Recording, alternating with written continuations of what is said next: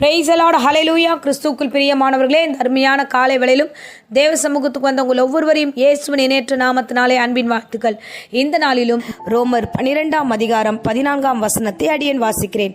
உங்களை துன்பப்படுத்துகிறவர்களை ஆசீர்வதிங்கள், ஆசீர்வதிக்க வேண்டியதே அன்றி சபியாதிருங்கள். ஆமேன், ஹல்லேலூயா.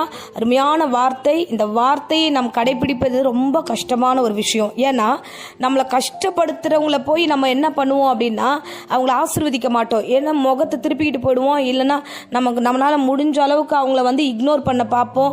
தேவையில்லாத வார்த்தைகளால் அவங்கள எப்படி கட் ஷாட் பண்ண முடியுமோ அப்படியெல்லாம் சில வார்த்தைகளை சொல்லிட்டு நம்ம அவங்கள நோஸ் கட் கொடுத்துட்டு நம்ம வந்துடுவோம். ஆனால் வசனம் சொல்லுகிறது, உங்களை துன்பப்படுத்துகிறவர்களை ஆசீர்வதிங்கள். அல்லேலூயா. உங்களை கஷ்டப்படுத்துகிறவங்கள, உங்களை அவமானப்படுத்துகிறவங்கள, உங்கள் மேலே பொய்யாய் குற்றச்சாட்டு கொடுக்குறவர்களை, நீ செய்யாத தப்ப நீதான் செஞ்சேன்னு உன் மேலே பழி சொல்லுகிறவர்களை நீங்கள் என்ன பண்ணணும்னா ஆசீர்வதிங்க அப்படின்னு கர்த்தர் சொல்லுகிறார்.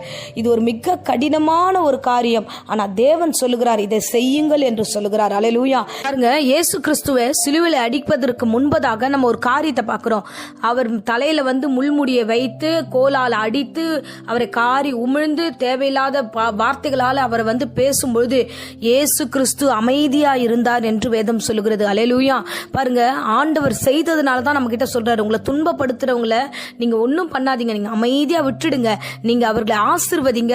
ஆண்டவர் இந்த கடினமான உபதேசத்தை நம்ம கிட்ட இந்த வேலையில கொடுக்கிறார். பாருங்க, அதுக்கு அடுத்த வார்த்தையை சொல்லுகிறது, ஆசீர்வதிக்க வேண்டியதே அன்றி சபியாதிருங்கள். சோ அவங்க என்ன துன்பப்படுத்துறாங்க, அதனால நான் சபிக்கிறேன். அவங்க என்ன தப்பா பேசுறாங்க, அதனால நான் திருப்பி பேசுறேன். இன்னும் அதுல இன்னொரு வசனத்தையும் நான் சேர்த்து வாசிக்கிறேன். பாருங்க, நீ தீமையினாலே வெல்லப்படாமல் தீமையை நன்மையினாலே வெல்லு அப்படின்னு வசனம் சொல்கிறது. ஏன்னா தீமை செய்யறாங்க, அவங்களுக்கு நான் அந்த தீமையிலே திருப்பி தீமை செஞ்சு பாத்தியா, அவங்க இப்படி பேசினாங்க, நான் இப்படி பேசிட்டேன், அவங்க இதை செஞ்சாங்க, நான் இதை செஞ்சுட்டேன், நான் இது நடந்தது, அது நான் நடத்திட்டேன் அப்படின்னு சொல்லிட்டு அந்த தீமையில நன்மையை தேடாதீங்க, அதுல ஜெயிச்சுட்டு நிக்காதீங்க, நன்மையை செய்கிற பிள்ளைகளா இருக்க வேண்டும். அல்லேலூயா. அதனாலதான் இயேசு இந்த வேளையில சொல்லுகிறாரு, நீ எதுவுமே பண்ணலன்னா பரவாயில்ல. அந்த வார்த்தையோட முடிவுல பினிஷிங்ல பாத்தீங்கன்னா ரொம்ப அழகா சொல்லப்படுது, ஆசீர்வதிக்க வேண்டியதே அன்றி. நீ ஆசீர்வதிக்கிறது இருந்தா ஆசீர்வதி, இல்லன்னா நீ அப்படியே விட்டுடு, சபிக்காத அப்படின்னு கர்த்தர் சொல்லுகிறார். அல்லேலூயா. இன்னைக்கு நிறைய வார்த்தைகள் நம்ம கேட்டுட்டே இருக்கிறோம், ஆனாலும் நம்மளுடைய குணாதிசயங்கள் மாறவே இல்லை. ஆண்டவர் நிறைய வார்த்தைகளை சொல்லிக்கிட்டே இருக்கிறாரு. நீங்க உங்களை ஃப்ரீயா விடுங்க, தேவ சமூகத்தில் உங்களை அர்ப்பணிங்க. அவர் சொல்றபடியெல்லாம் கீழ்ப்படிந்து நடந்தோம் என்றால் உண்மையாகவே நமக்காக கர்த்தர் யுத்தம் செய்வார். பாருங்க, அதே ரோமர் 12ஆம் அதிகாரத்துல 19ஆவது வசனத்துல வாசிக்கிறோம், பழி வாங்குதல் எனக்குரியது, நானே பதிவு செய்வேன், நீ ஒன்னும் செய்யாத, நீ பழி வாங்காத, நீ துன்பப்படுத்தாத.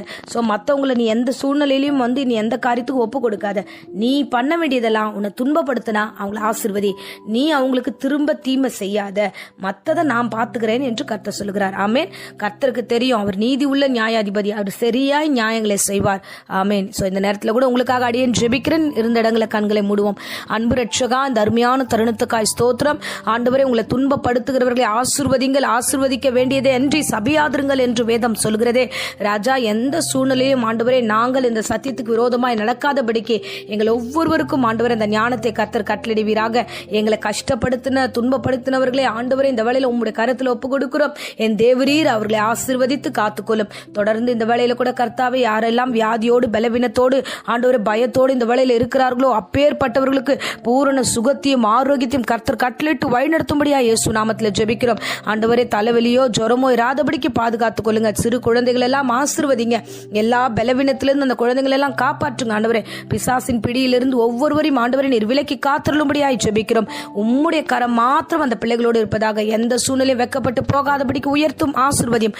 இவர்களை நீதியின் வலக்கரத்தினால தாங்குங்க. உம்முடைய திருப்பாதத்துல தாழ்த்துகிறோம், ஒப்பு கொடுக்கிறோம். இயேசுவின் நேற்று நாமத்திலே ஜெபிக்கிறேன், ஜீவனுள்ள நல்ல பிதாவே. ஆமேன். ஆமேன். Praise the lord. God plus.